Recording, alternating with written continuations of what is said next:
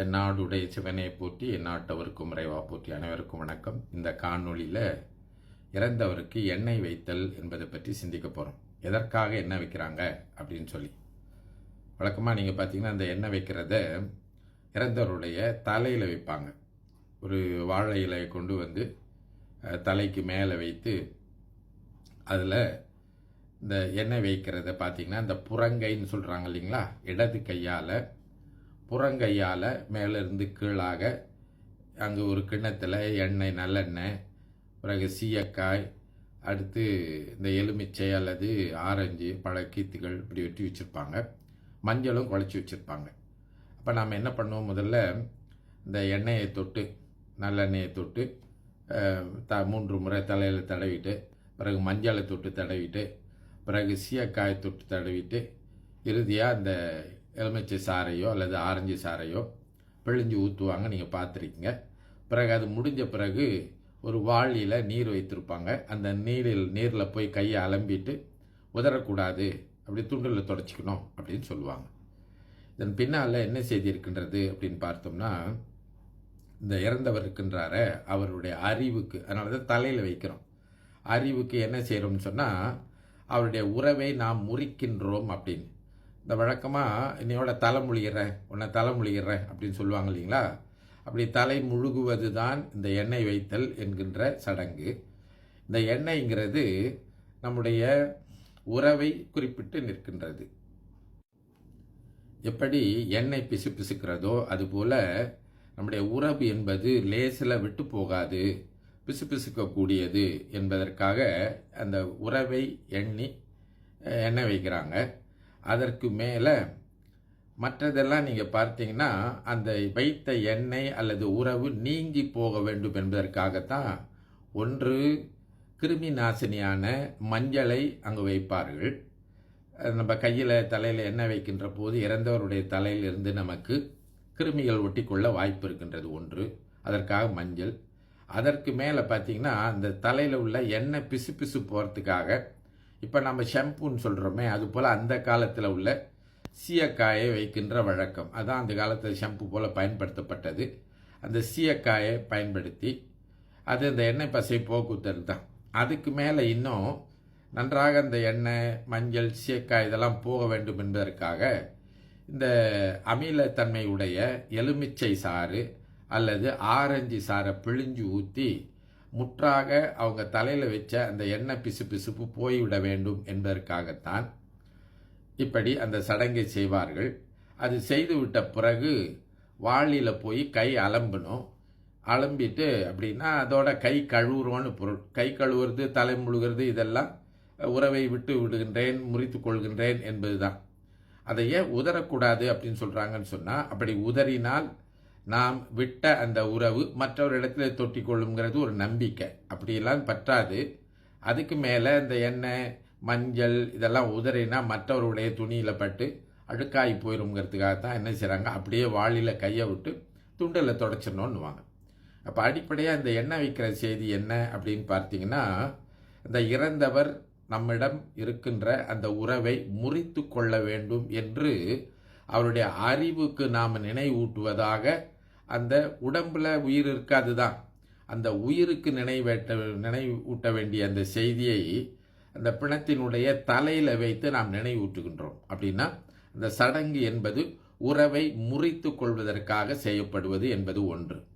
இன்னொன்று பார்த்தீங்கன்னா, இந்த வினைன்னு சொல்கிறாங்களே, அந்த வினை பயன் கழிய வேண்டும். அந்த வினை பயனும் பார்த்தீங்கன்னா செடி போல வெட்ட வெட்ட வளர்வது என்று சொல்லுவார்கள். அதுவும் பிசு பிசுக்கக்கூடியது. ஒரு வினை செய்கின்ற போது இன்னொரு வினை தோன்றிக்கொண்டே இருக்கும் என்று சொல்வார்கள். அதனால் அந்த வினை கடிய வேண்டும், இந்த பிறவியோடு அவர்களுக்கு அந்த வினை கடிய வேண்டும் என்பதற்காகவும் இந்த எண்ணெயை ஒரு உருவமாக வைத்து செய்வது என்று 2 செய்தியை அதில் குறிப்பிடுவார்கள்.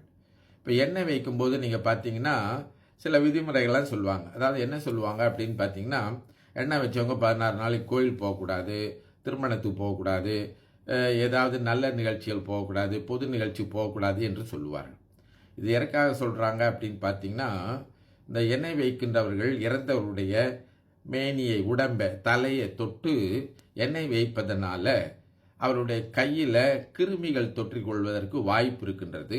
அப்படி இறந்தவருடைய உடலை தொட்டுவிட்டு நாம் திருமணத்திற்கோ கோயிலுக்கோ இல்லை நல்ல நிகழ்ச்சிகள் போன்ற பொது நிகழ்ச்சிகளுக்கு போனால் அங்கு இறந்தவரிடத்திலிருந்து கொண்டு வரப்பட்ட அந்த கிருமி தொற்றிவிடக்கூடிய வாய்ப்பு இருக்கின்றது என்பதற்காகத்தான் கோயிலுக்கு போகக்கூடாது, திருமணத்துக்கு போகக்கூடாது, பொது நிகழ்ச்சிக்கு போகக்கூடாது என்று சொல்லி வைத்தார்கள். இன்னும் கூட பார்த்தீங்கன்னா இந்த கருவுற்றிருக்கின்ற பெண்கள் எண்ணெய் வைக்கக்கூடாதுன்னு சொல்லுவாங்க. அதுவும் அதே காரணம்தான். இந்த கருவுற்றிருக்கின்ற பெண்ணினுடைய கருவில் இருக்கின்ற குழந்தைக்கு ஏதாவது தொற்றுக்கிட்டு நோய் வந்துடும் அப்படிங்கிறதுக்காக அவங்கள எண்ணெய் வைக்கக்கூடாது என்று சொல்லி வைத்திருக்கின்றார்கள். இதற்கு மேலே இன்னொரு செய்தியும் சொல்லுவார்கள். இந்த எண்ணெய் வைத்தவர்கள் 16 நாட்களுக்கு சைவமாக இருக்க வேண்டும் என்று சொல்வார்கள். ஏன் எண்ணெய் வைத்தவங்க சைவமாக இருக்கணும் அப்படின்னு பார்த்தீங்கன்னா, இந்த எண்ணெய் வைக்கின்றவர்கள் பொதுவாக நெருங்கிய உறவினர்களாக இருப்பாங்க. இறந்து போனவருக்கு மனைவியாகவோ பிள்ளைகளாகவோ இப்படி நெருங்கிய உறவு முறைகள் தான் எண்ணெய் வைப்பார்கள். ஏன் சைவமாக இருக்க சொல்லியிருக்காங்க அப்படின்னு சொன்னால், நம்ம இந்த சைவம் எனப்படுவது இப்போ பொதுவாக எல்லாரும் என்ன நினைக்கிறாங்க அப்படின்னு பார்த்தீங்கன்னா, அசைவ உணவை உட்கொள்ளாமல் இருப்பது தான் சைவம் நினைக்கிறாங்க. சைவத்தினுடைய கொள்கை என்ன அப்படின்னு பார்த்தீங்கன்னா, மனமொழி மெய்யால் நாம் யாருக்கும் தீங்கு செய்யாமல் இருப்பது தான் சைவமாக இருப்பது என்று பொருள். இப்போ சைவம்னு சொன்னாலே உயிர் கொல்லாமை பற்றி, மற்ற உயிரிடத்தில் அன்பு செலுத்துவதை பற்றி தான் சைவம் சொல்கிறது. அன்பும் சிவமும் இரண்டென்பர் அறிவிலார்னு திருமூலர் சொல்வார். அன்பே சிவமாவது என்று சொல்வார். இப்போ சைவமாக இருங்க அப்படின்னு சொன்னால் சைவ கொள்கையில் இருங்கன்னு பொருள். சைவ கொள்கையில் இருங்கன்னா என்னன்னா, இந்த 16 நாளைக்கு நான் தீதான சொற்களை யாரிடத்திலும் பேசக்கூடாது, தீதான கருத்துக்களை நாம் சிந்திக்கக்கூடாது, அடுத்து தீதான செயல்களை இந்த உடல் மூலமாக செய்யக்கூடாதுங்கிறதுல ஒன்று தான் உண்பது என்பது. அப்போது இந்த உண்பது என்பது உயிர் கொல்லாமைன்னு சொல்கிறது இல்லைங்களா. அப்போது எண்ணத்தால் நாம் மற்றவருக்கு தீங்கு விளைவிக்கலாம், சொல்லால் தீங்கு விளைக்கலாம், அடுத்து உடல் செய்கைகளால் தீங்கு விளைவிக்கலாம் தான் மனமொழி மெய்ங்கிறது. அப்போது நாம் கடவுள்கிட்ட வேண்டிக்கிறோம். என்ன வேண்டிக் கொள்கிறோம்? இந்த இறந்து போனவர் இருக்கிறாரே அவருடைய உறவு முறிந்து போய் இறைவனிடத்திலே நல்ல விதமாக சேர்ந்து விட வேண்டும் என்கின்ற இரண்டையும் ஒரே நேரத்தில் செய்கிறதுனால இப்படி உயிரினுடைய உறவு முறியணும், இறைவனிடத்தில் போகணுங்கிறத ஒரு கடும் கொள்கையாக இறை நெறியோடு நின்று நாம் இறைவனிடத்தில் வேண்டிக் கொள்கின்றோம் என்பதற்காகத்தான் என்ன பண்ணுறோம், 16 நாளைக்கு சைவமாக இருக்கணுங்கிறது.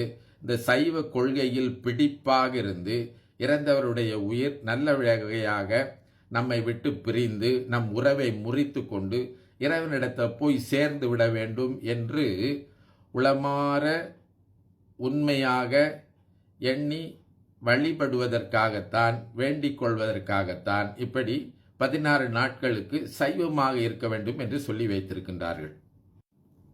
இப்படி சிந்தித்து பார்க்கின்ற போது உணவு மட்டும் சைவமாக சாப்பிட்டு நம்ம பேசுகின்ற பேச்சு சைவமாக இல்லாமல், நம்முடைய எண்ணம் சைவமாக இல்லாமல் 16 நாளைக்கு இருந்தால் அது எப்படி சரிப்பட்டு வரும் அப்படிங்கிறத நம்ம நினைக்க வேண்டும்.